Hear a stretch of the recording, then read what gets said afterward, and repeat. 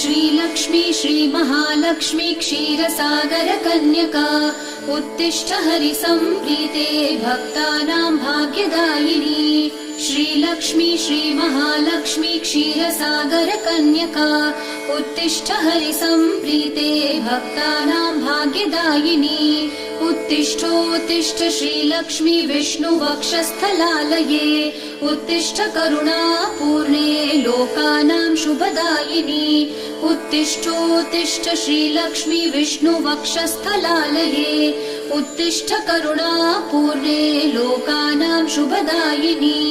श्रीपद्ममध्यवसिते वरपद्मनेत्रे श्रीपद्महस्तचिरपूजितपद्मपादे श्रीपद्मजातजननी शुभपद्मवक्त्रे श्रीलक्ष्मी भक्तवरदे तव सुप्रभातम्। श्रीपद्म